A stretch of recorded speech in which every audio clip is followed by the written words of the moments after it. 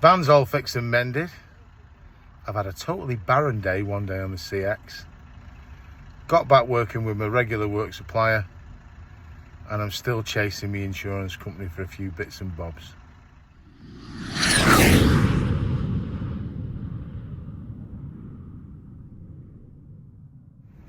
Hello YouTube, it is 5th of June. It's 3 o'clock in the afternoon and it's a boiling hot day in the People's Republic of Salford, where I've just collected my van. It's all done, water pump replaced, timing belt replaced, and it was £515, which I think is a very reasonable price for all that. I think they've done me a solid there. So I'm hoping that I'm going back on the multi-drop tomorrow. I don't know for sure if it will be tomorrow. Sent them a message and waiting to get a reply. Either way, I'm just glad to have the van back. They've given me the water pump to show me, and I thought maybe it was going to be some cheap Chinese knockoff that had been fitted by the warranty garage when it was replaced, but no, it is a genuine article. And what had gone was the core plug. That's what was leaking. So the water pump was functioning, but the core plug was leaking. So therefore it was just always going to keep leaking water, and would probably have failed eventually completely anyway. So it's done, it's all fixed and ready to go. So I'm quite chuffed now I've got this van back, having had a bit of a disaster with the small van last week. It wasn't the work that I got in the small van, it was the small van I was given, which obviously kept breaking down due to emissions. AdBlue again. What a nightmare it is on vans, AdBlue. But in fairness, the hire company, as I said, gave me the money back for that, and I did pick up a few £100 in bits of work, which, you know, is handy. So I'm going to start tomorrow either with my regular work supplier or on the CX, you know, depending on who gets back to me first. I'm hoping that they get back to me first. Sometimes they're that busy they don't reply to messages for ages. So I've sent them a message saying I've got the van.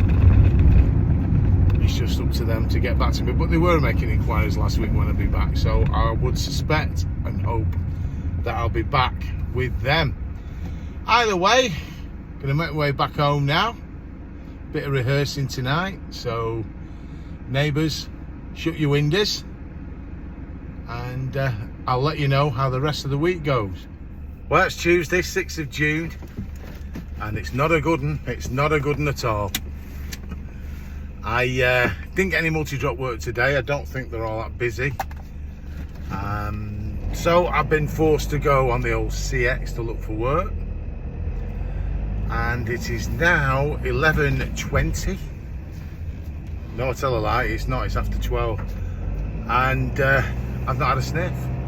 I've been parked up with Andy P. And the pair of us have been bidding, and we've not, between us, managed to secure a single job. It is pretty quiet on the CX, and the bids I've put in have not been accepted. I've not gone really high or anything like that, but I'm not going stupid prices but some other people put in. So I'm going to write the day off, I think, unless something dramatic changes. I'm heading home. I just parked down the road really, so I was near the motorway, to encourage me to bid. And to cap it all, there's been a bit of a disaster with my insurance.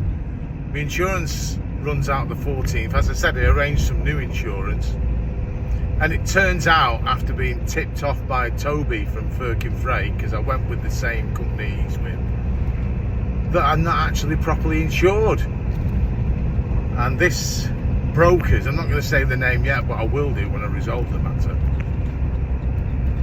I think I did say the name before anyway, when I got it, when I was chucked with it. They've not covered me properly. I've not got ADR cover. Now, fortunately, my existing insurance doesn't run out until the 14th of June, so I've got time to resolve it. But I've paid them a stink load of money already. So I've rang them up and told them that I've checked my policy wording and it specifically excludes hazardous goods, and they're going to look into it and get back to me. But I suspect, stop that bouncing about a bit, that I'm going to have to change insurance again and get my money back for this one. So what an absolute pain. So Tuesday's not a good day today, and the CX is not very good at the moment at all. Anyway, I shall report back when there's something better to hear. Morning, Wednesday, 7th of June. Ooh, just take the handbrake off. Just on my way in. I am doing multi-drop today. However, Tuesday, 6, was a complete unmitigated pile of dog turd. I didn't have any multi-drop work on. They didn't get back to me. And so I thought, well, I'll go on the CX. Not done a CX in a big van for a good while. And I didn't manage to get myself booking for the night before. Did a couple of bids, but no, didn't get anything. And started looking in the morning. Not late, you know, maybe about 7 o'clock. Throwing bids in. Wasn't very successful, and decided that because I was in the house and I was getting distracted by other things, I'll get myself in the van and drive down to the retail park near the motorway and get myself sat in the van, and it'll motivate me a bit more. But unfortunately, no. I was actually joined by Andy P, who had very much a similar idea to me.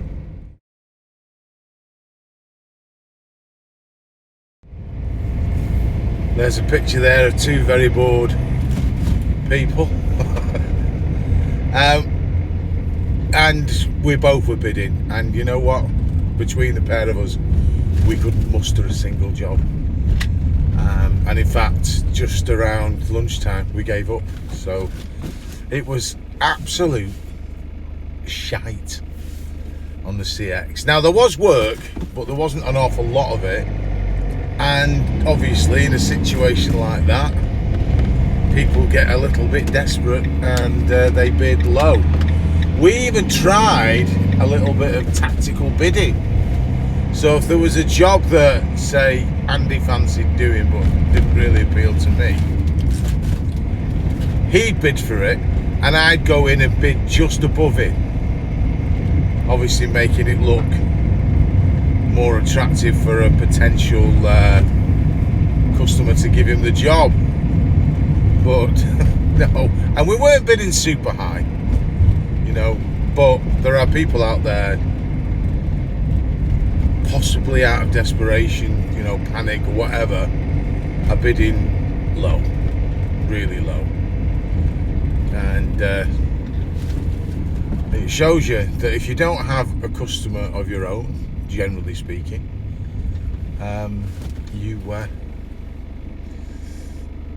you're in shit street sometimes. If the CX is quiet, like it obviously was yesterday,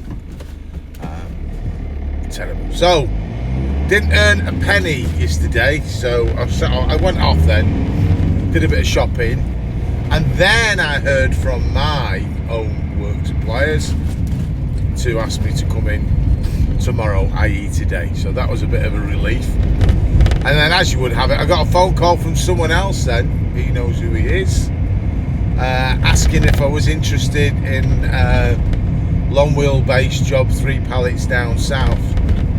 Tomorrow could have given him a price. However, I was unavailable because I was already committed to this then. So I passed Andy P's number on to him, and hopefully, you know, Andy P's got some work out of that one. But either way, oh, what a nightmare. And it was also a nightmare on my insurance. My insurance, when I was there last week bragging on how I've sorted it out and everything, and it's turned out to be a bit of a disaster. If you follow Toby from Firkin Freight, you'll see that he's posted a video how his insurance company have completely missold him the wrong insurance. And now I went with that insurance company at Toby's recommendation. It's not his fault, don't get me wrong, because at the time he didn't know any of this. Signed up to go with them, with the ADR cover that I needed, and then Toby found out that he wasn't properly covered with them. Immediately rang to let me know, and then I rang them and checked on some documentation to find out that my goods in transit cover and my public liability cover do not cover me for hazardous goods. Having checked this, I went in and checked the vehicle insurance, looked in at the small print, and found out that that doesn't either, which is the whole point of going with them. So I've obviously rang them up, and the way it turns out is this: my vehicle does cover me to drive hazardous goods. They'd sent me the incorrect document through, which was rectified by them sending me the right document. However, my goods in transit and my liability insurance do not. Now, fortunately for me, I arranged my insurance renewal early, about a month early, because I wanted it out of the way. It was weighing on my mind. I knew I was going to have a problem finding some more hazardous goods cover because my existing insurance company were going out of the market for that. So my insurance doesn't actually start until the 14th of June. So that gives me time to rearrange liability insurance and goods in transit insurance elsewhere.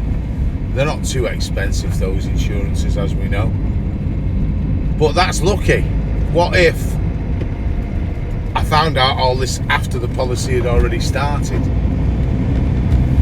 So, I could have been in a world of pain, couldn't I? Now they're issuing me a refund for those two insurances because obviously they've been missold or incorrectly sold. And I know of a broker, one that Neil from Neptune uses, that do give the correct cover for the liabilities and the goods in transit, and I'm going to be contacting them this week to arrange that cover. But it just goes to show you've got to be careful. You assume that insurance brokers know what they're talking about. I mean, they had the cheek to say I didn't ask for hazardous goods cover on my liability and goods in transit. So I insure a van with them with cover for hazardous goods, and I want them to provide me with goods in transit and public liability, and don't want hazardous goods. Why would I do that? So I'm going to keep the van with them because that price was the most competitive, and it has the breakdown cover, it has the policy excess cover, and something else, I can't remember what it was, legal cover or something like that. But I won't probably stay with them next year. I just don't want to take the chance of the main insurance, i.e. the van, being uncovered. So I'm going to keep that with them, but move the liabilities and goods in transit elsewhere. Oh, what a farce, man. You could do without the stress, to be honest with you. But you assume insurance brokers know what they're talking about. That's their business, isn't it? But they clearly didn't. They clearly didn't. And I've had to say, you need to email me and confirm that I am definitely covered for hazardous goods on my van insurance. And you need to email me a correct policy without the exclusion in like the other one does. Because obviously I need to, dot the I's and cross the T's. Anyway, hopefully that'll be sorted. I'll find the other 2 insurances I need. Got some time, and then we'll be done with the whole mess. So back on multi-drop today, heading in. And I'm glad of it, to be honest with you. Being on the CX just alone at the moment, I've got to say, I wouldn't recommend it. I've been in communication with a lad who's been on the CX for a while. In fact, he follows this channel, and I've been talking to him, you know, privately, because he's had a similar problem with me with a water leak on his van, and he is considering packing it in. He's been frustrated, you know, there's no guaranteed income. You get a good day followed by, you know, 3 really poor days, and he's been considering packing it in and getting a job, employed job. I think it's nights.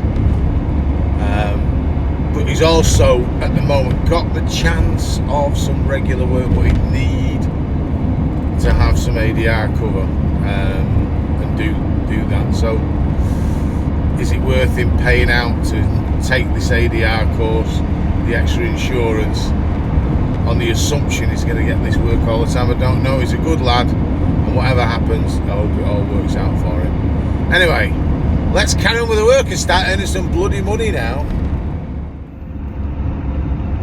Well, Thursday 8th of June, it's currently 22:12, and there's been a change of plan for me. I didn't have any work for the multi-drop today, although I thought I had some work. They thought I had some work yesterday, and this morning they messaged me very early on to say, not all that busy, not enough for a run for you. Now I had to go in anyway because I'd collected a collection yesterday, which ordinarily I'd take back the same day, but because I thought I was going to be working today, I had to take it this morning anyway, so that's on me.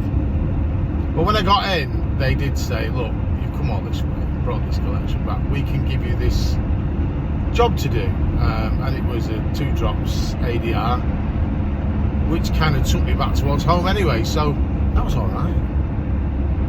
And they said, look, if you don't pick anything else up, you can come back in later. There'll be a few scraps that don't get delivered that we normally sub out. You can do them. There won't be ADR, but, you know, we can give you some work. But as it happens, when I did my last drop of the 2 I had to do, I managed to pick up a job on the CX, an ADR job. And I'm currently now picked up from Trafford Park, and I am en route to Gloucester. So with what I got for the work this morning off them and this ADR job, actually is a better paying day than if I'd just done the multi-drop run. But that's just luck, isn't it? It doesn't happen like that all the time. So surprisingly, the CX has done me a result today. Lately I've not done much on the CX, and obviously the day I tried to work on the CX I couldn't get anything. But today I've had luck, and that luck's come about because it's ADR, and obviously there's not as many ADR drivers on the CX. So thank you, CX, today, because you've given me a decent day's takings. Whether I'll get anything from the Gloucester area once I've delivered, I don't know. I would be willing to do that cheaper to get back home, of course. We'll have a look. I'll be there about 1:30, and we'll see if we do pick anything up. If not, I'll drive back empty. Having still made decent money for the day, but ideally getting something back would be just the cherry on the cake, wouldn't it? I'll have a go. I'll do a small van job, not bothered. Anything really, but I don't think Gloucester's all that prolific. I think I might have to travel up towards the Birmingham area really before I pick up something. But hey ho, it's nice to give the van a bit of a stretch anyway, to be honest with you, because it's just been doing a lot of local work, hasn't it?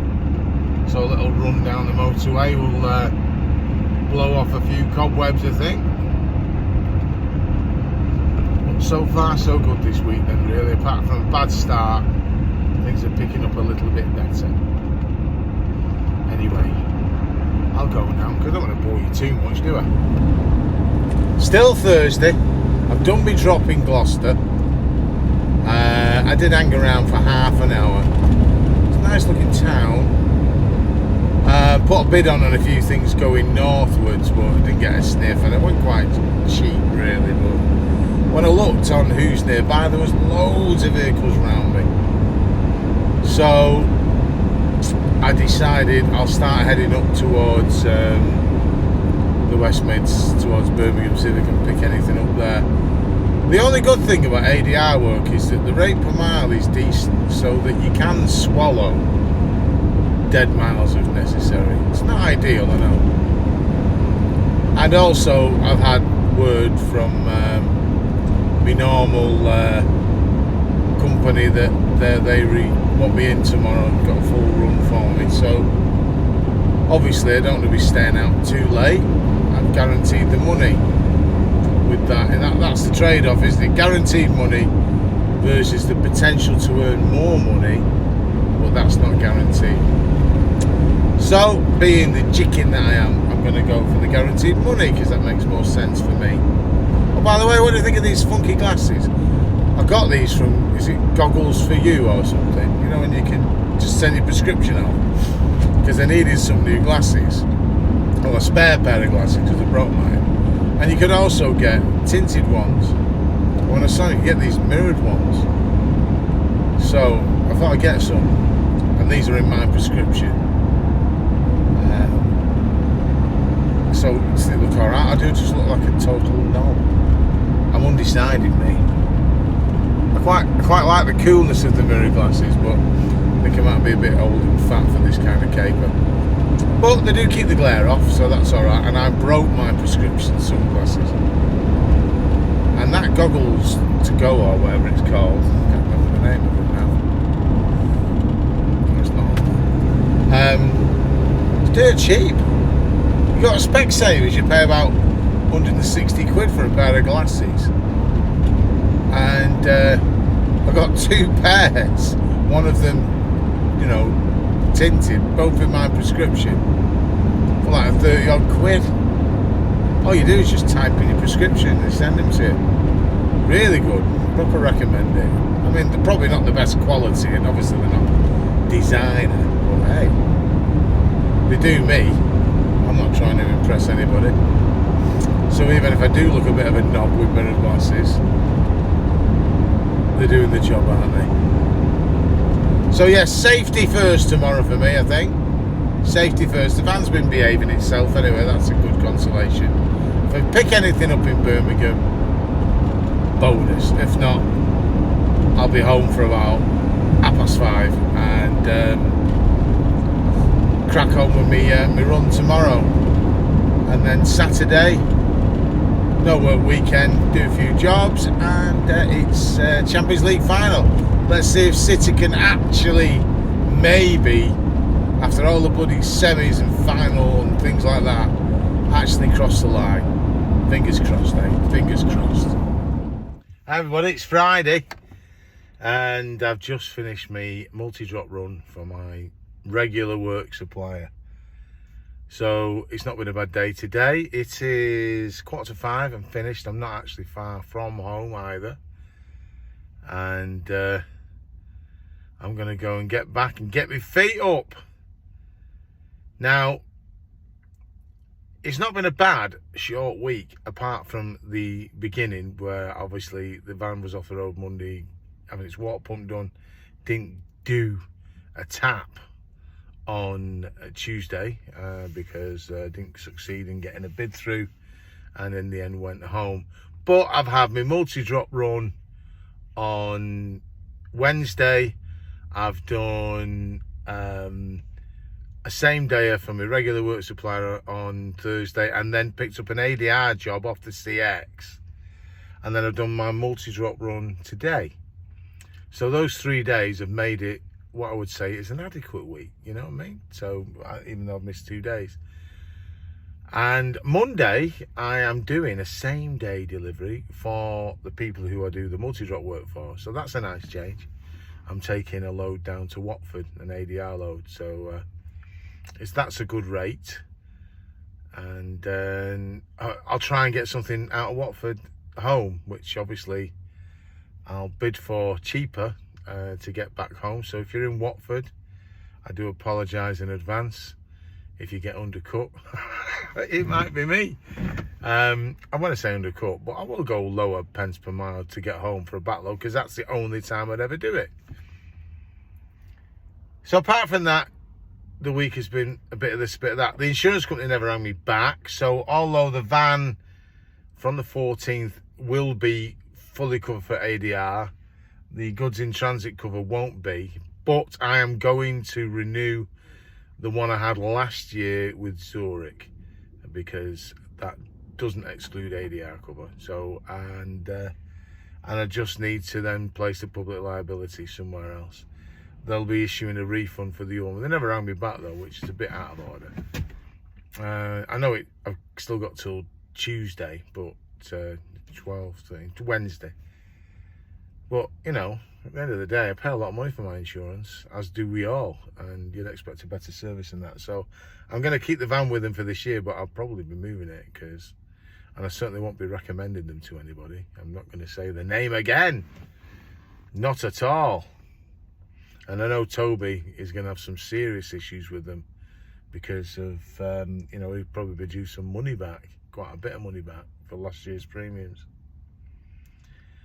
So that's it for this week. Next week, it will be 12 months since I began as a self-employed one-man band little transport company. And I am going to review the year. I am going to give you a breakdown of what kind of money we took for the year, how much I paid out for the year. So to give people a perspective on how I did, from stumbling beginnings as a complete novice on this kind of thing, to a pretty good time through summer, through to sort of like just before Christmas, and then a very bit of a slow start until I picked up this multi-drop ADR work for the new year. And I'm gonna break down how much I took. I'm just gonna get next week done, and then that will finish the figures for 12 months. And then I think it'll be interesting. You'll see, might open your eyes, we're not millionaires from it. And although the results were satisfactory, they will not be spectacular. But like I said before, I do this just to earn a living. My needs are different than other people's needs. So you can judge for yourself next week how you think the figures go. If you fancy checking us out, Anvil Logistics Limited do have an Instagram account. You can always go in there and you can follow it. And I do post things on there from time to time, little cheeky snapshots of where I've been and what we're up to. So you can always please follow us on that. That would be great to see some people on. There are some of you following it already. And we do have a Facebook page as well if you want to follow that, but it's very similar to the Instagram, to be honest. I'm not all that tech savvy really when it comes to social media. So next week, hopefully, it'll be interesting for you, because that's what I'm going to do. I'm going to do a year in the, not a year in the life, but a year's results. So there won't be no video diarying going on. I've been adding up the figures, and once I finish next week, we'll have it all together. Thank you for watching my channel. Thank you for subscribing to my channel. If you don't already subscribe, as about 60% of the people who view it don't, please subscribe. It's completely free, and it does help the channel get out further, and it also lets you know when we've got a video out. And give us a thumbs up if you like it. Again, it helps get it out. Everybody, please take care. Enjoy the weather this weekend. I know I will try to. And I'll see you next week.